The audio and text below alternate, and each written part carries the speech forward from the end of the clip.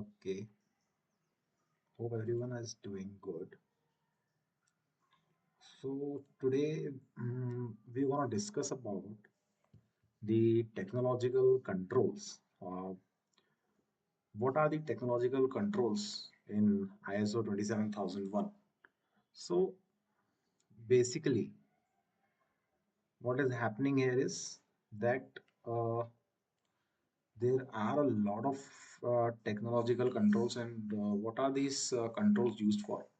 So these controls are used for mitigating risk, right? Basically, for the risk treatment, we are using these technological controls. Now, what are these technological controls that are there in the ISO 27001? Uh, so, uh, we are going to discuss about all the technological controls that are there in the ISO 27001. The first one being the 8.1, that is user endpoint devices.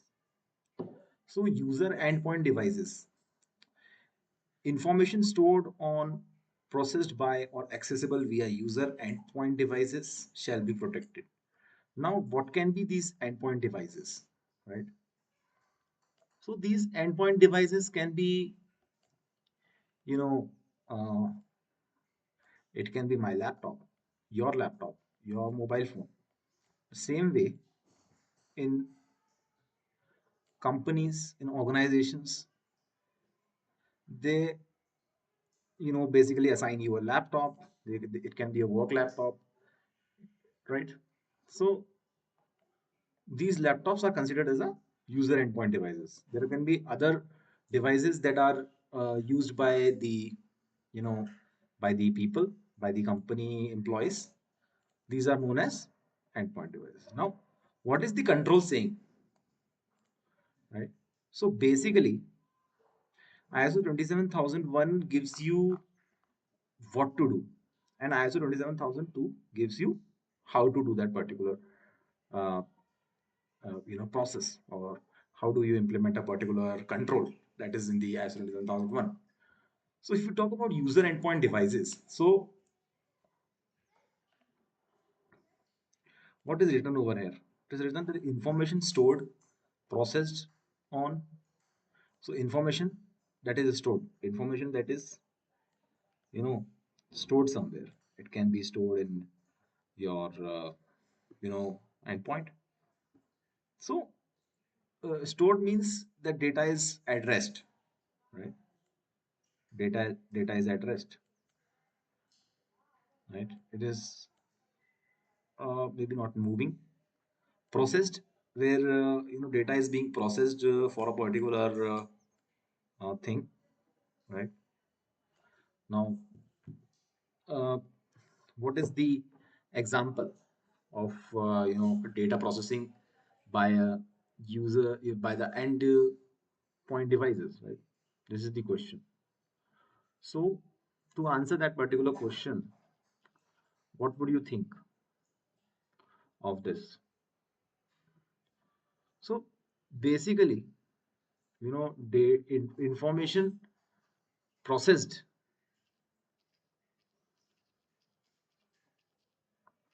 by user endpoints.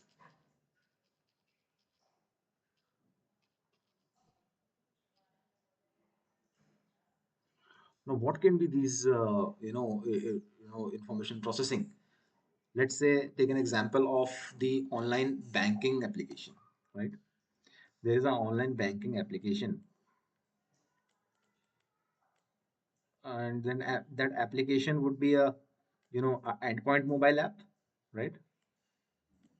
Because that is accessible by your mobile. You are able to, uh, access that particular online mobile bank app through your mobile phone. So it is an endpoint, right? If it is an endpoint, then this particular control is applicable to that, right? So authentication data that is processed, for authenticating a particular person. Now, what is authentication? Authentication is basically verifying the identity of a particular person, right? Is able to identify that. Okay, let's say that if I'm saying that my name is Siddharth Lavania, so will I able to verify it by some means? It can be, uh, you know, my ID card. It can be my, you know, it can be my national identifier, right? It can be Aadhaar card. So basically, they can kind of, process the personal data related to name, contact number. So this is an example of, the processing. Now, what is happening here is that, to protect information against the risk introduced by using user endpoint devices. General, the organization should establish a topic specific policy. So what it is saying, that organization should have a topic specific policy. That means that organization will have a policy, right, for endpoint devices, where to protect the information against risk introduced by using user endpoints. So what will be this policy about? Policy is nothing but some set of rules that everyone has to follow in the organization, right? Now, policy for endpoint. You think your, you can think as per your understanding also. Policy of endpoint should be that the endpoint should be configured properly, right? Take an example of your own mobile phone. It has a feature of uh, setting the pin, right? Setting the pattern. Some people are using patterns like this. Some are using pin code such as 6587. These are what? These are basically, where you are doing some configuration in your phone. So it is saying that the policy should have configuration requirements. Same way, organization also have a lot of configuration requirements, and handling of user endpoint devices for handling it. Topic specific policy should be communicated to all relevant personnel. So this particular policy should be communicated, right? Now, how will you communicate this particular policy with relevant personals? You will have, you know, you will basically have some trainings, right, of the relevant personnel, that you should do this and you should not do this with your endpoint. You can also publish that particular policy, right, so that they can read it.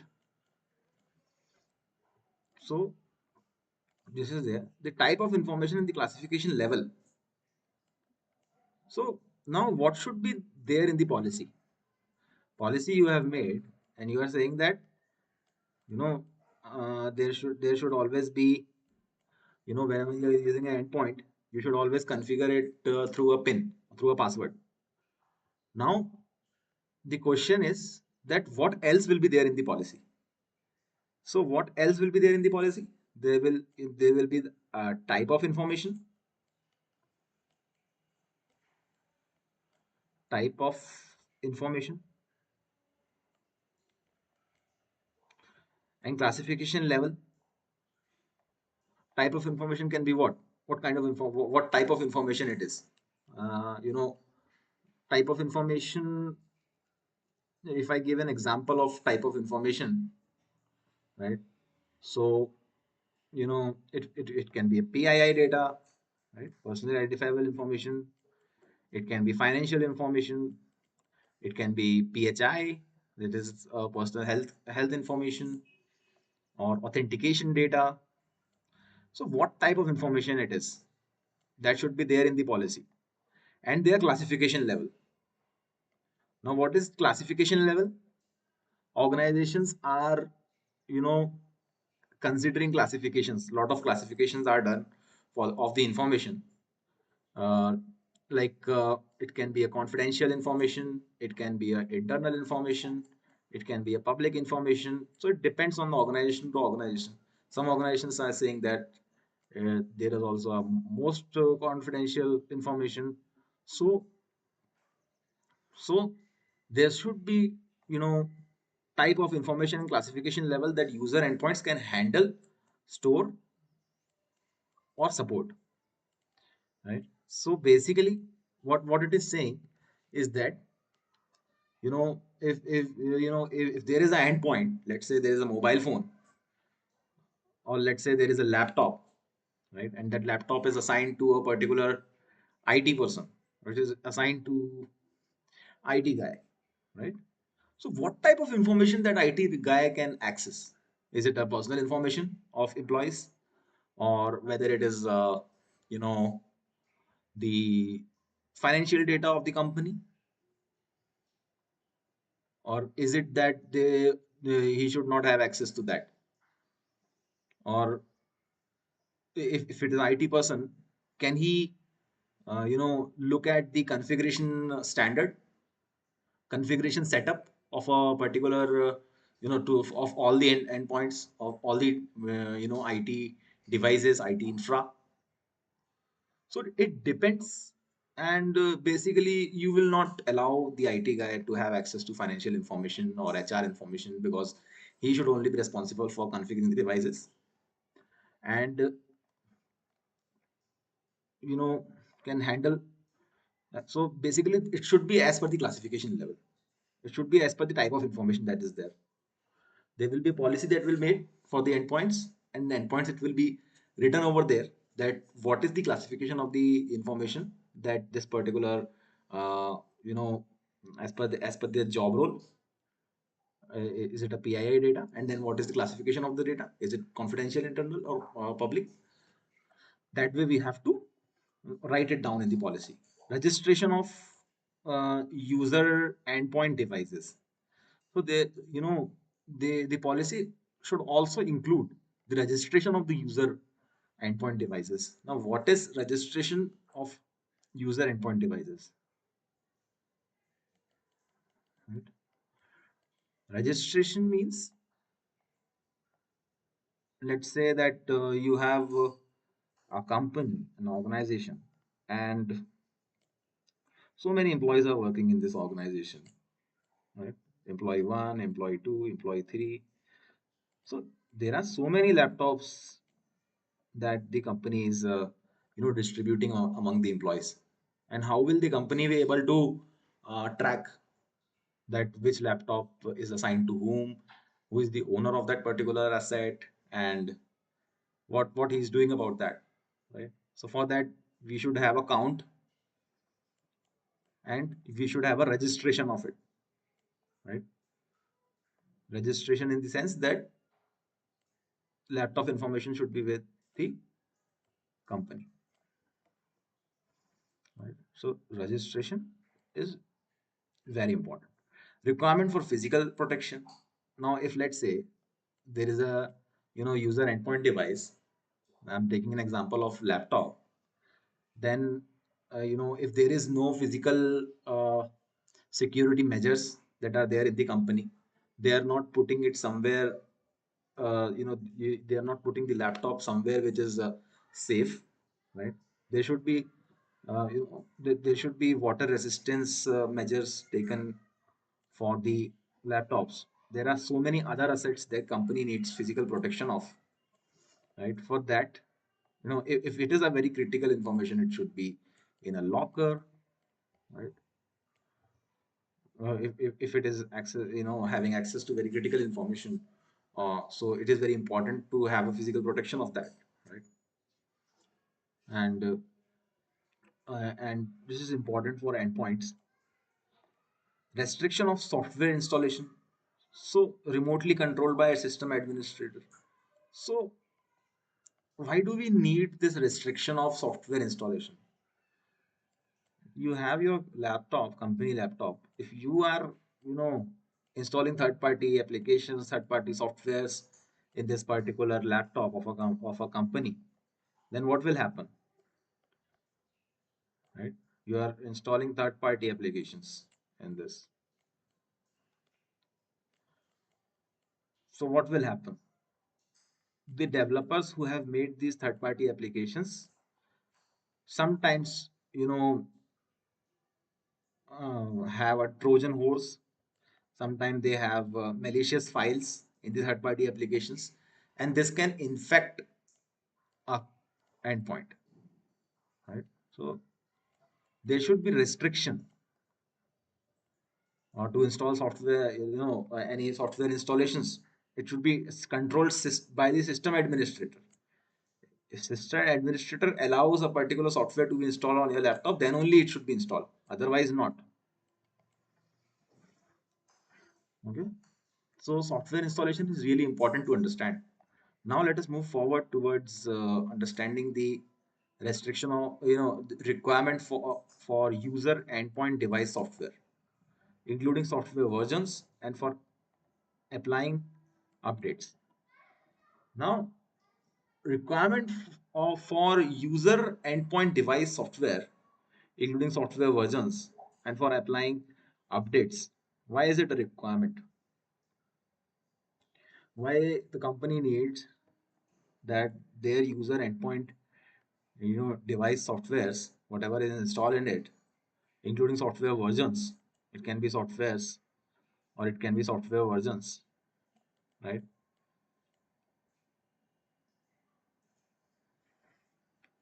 And and for applying updates. Why automatic update is required in this, or why software update is required into the user? Because software updates are what? Software updates are basically the updates that the software developers, the company from which you have downloaded that particular software, gives you updates on a regular basis. Now, what is there in the updates? There are a lot of vulnerabilities. There are also a lot of vulnerabilities that are exposed. There are zero-day vulnerabilities, right? Zero-day vulnerabilities are the vulnerabilities that are you know found on a new basis. It can also be uh, you know vulnerability that is exposed or exploited by a white hat hacker. Now these white hat hackers, there is a bug bounty program that goes on in in some software companies. So where they award the hacker, whoever gives the information of a particular vulnerability to which they consider as a critical vulnerability, right? So they award around sometimes $500, sometimes $1,000, $4,000. So it depends, right? How critical it is for the organization. And as per the vulnerability identified, they make some patches, you know, and they make some updates to the particular software so that this vulnerabilities, the exploitation can be uh, mitigated, right? So these updates are very necessary to be installed in a user endpoint. Let's say that there is an antivirus that is installed in the endpoint. So whether that antivirus is updated or not, if it will not be updated, it will not be able to have information about the latest viruses that have now come into the market, right? Because antivirus is generally you know uh, there are two types, and one is anomaly and another one is signature based. So antivirus will not be able to understand, right, that whether it is a latest vulnerability, and there is something known as the vulnerability or you know the signature of a particular exploiter or malicious file. So antivirus tracks as per the signature of the malicious file, and if signatures are not updated, then it might not be able to work properly. So it is very important to have restrictions, to have automatic updating, right? There is also one more thing that is known as the rules for connection for information services. How many are there?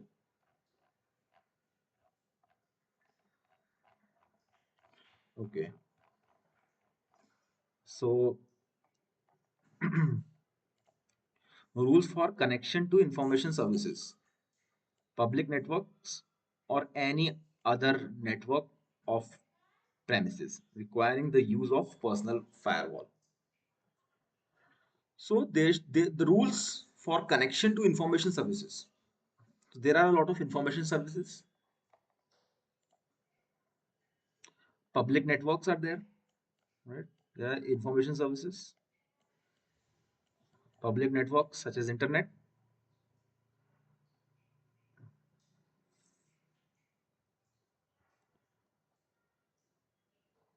requiring the use of firewall. So whenever any endpoint, user endpoint is being connected to public networks, so there should be rules for that, that whether it is allowed to you or not. Because sometimes public networks also have it is risky to connect with public networks, because sometimes there are uh, there can be any kind of malicious activity that can happen with you if you are connecting with the public network. Access control, right? Access controls are also important, right, for user endpoints. Let's say it is a company laptop, so who can access this particular laptop, right? There should be access control to that, right? So there should be access authorization, authentication. It should be there in the endpoint device, and then there should be a storage device encryption. Encryption is what? What is the meaning of encryption? Encryption is basically converting plain text into ciphertext. That is what encryption is. Plain text is readable by human beings, ciphertexts are not. This is the difference between, this is the meaning of encryption. Now, what is happening? Storage device encryption is very important. The hard disks should be encrypted. Companies should, configure this, that endpoints are encrypted or not. Storage device encryption, right? Then comes the protection against malware. Malware protection, we should have, there are a lot of malicious files that are roaming around the world. What are these malicious files? These are files that can infect your computer. It can, you know, have a risk of unauthorized access. There are so many threats, right? Now, you know, these malwares which are installed in your computer, which sometimes give remote access to the hackers. These should be protected. Now, for that, what you will do? How you will protect a particular user endpoint from malwares?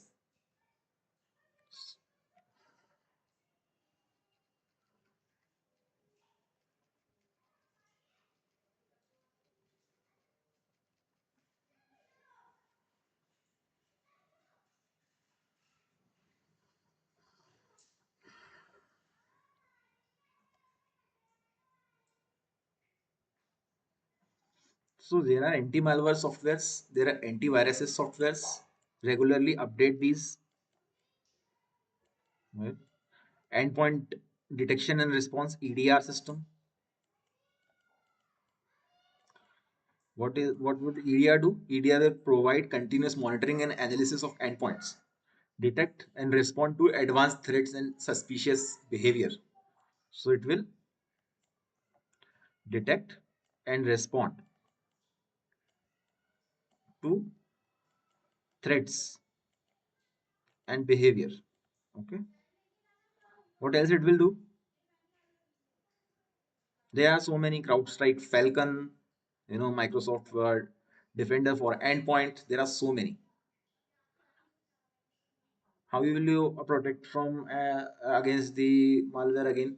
There can be regular updates, application whitelifting, firewall protection. Now, what is firewall protection?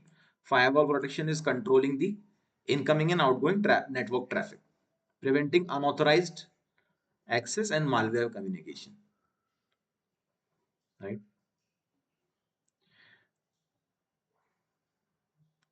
So there are so many which comes. There should be security awareness trainings. There should be user access control. Email security.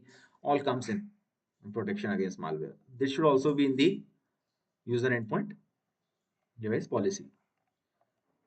Then comes the remote disabling, deletion or lockout. So there should be remote disabling. What is remote disabling? Remote disabling is where we are remotely disabling a particular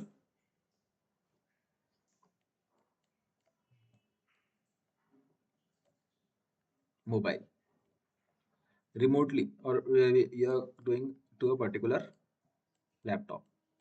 Remotely disabling. So remotely disabling, you might have seen it whenever sometimes you get laid off, or your job has been changed, you are permanented or terminated. You know, basically at that point of time, companies nowadays are using so many softwares, right? One is Rippling, that is one, through which the company is remotely able to lock out, remotely able to stop this computer from work, right? It will stop it. It will lock out. It will disable access to this particular laptop. This is a system in the computers, in the organizations. They are remotely able to do it through the use of networks, through the use of internet.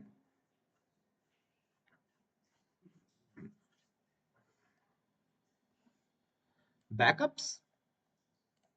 There should be data backups of endpoint user devices. What are backups? Backup is a copy paste of the data, right?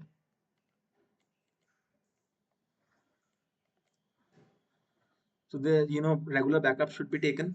This is also one user endpoint device policy. Usage of web services and web applications.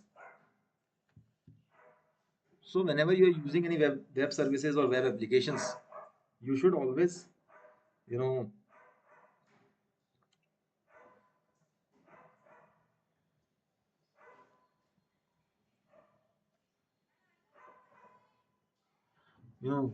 there should always be, you know, a control while an employee is using web services. Now, what can be, example of, you know, a bad web services or web applications that our organizations, the employee is using, right? What can be that? Can be, if the organization is, if the employee is using any illegal websites, right? So it should be controlled. Web services is a system that allows two applications. So basically, what is a web service? Web service allows a system that allows two applications. So if there is the application number one and application number two, so web service will do what? A system that allows two applications to communicate over the internet using standard protocols like HTTP. So they can, the application, uh, you know, it can use HTTP, it can use SOAR or REST. Usage of web applications are data exchange between the systems, integration of third-party services, cloud services, right? Third-party services can be cloud services and microservices architecture. And what are web application? Web application is a software. Basically, web application is what? Web application is a software. that user interacts with through web browser. So whatever e-commerce websites that you are visiting, it can be Amazon, right? All the Instagram, Facebook that you are using, these are social media platforms, right? Productivity tools that you are using, Google Docs, these are all web applications, right? Now, YouTube. So these are the web applications. Now it should be controlled, right? That should be, a control in the company whenever they are considering any user endpoint device policy and user behavior analytics. So there should be behavior analysis of a particular employee, right? Whoever is uh, basically using your endpoint, using your company devices, right? And user behavior analytics is very important. Now, the use of removable devices, including removable memory devices and the possibility of disabling physical ports, USB ports, the use of partitioning capabilities, if supported. So, USB ports, whenever you are, basically inserting any USB, let's say you are inserting a pen drive, at that point of time, it should be disabled, right? Pen drives, removable devices, everything should be disabled in the company assets, should be disabled. Disable it, right? We don't want any kind of antivirus pen drives. The use of partitioning capability is supported by the user endpoint devices, which can securely separate the organization's information and other associated assets from the from other information and other associated assets on the device. So partitioning capability should be installed, right? If the user endpoint is, if it is supporting it, which can basically there is organizational information in the endpoint device, right? Organization critical information will be there. What can be organization information that is critical? It can be a financial data, it can be any sales data, or whatever data that is critical, and if it gets to the wrong hand, it might impact the organization in a negative way, right?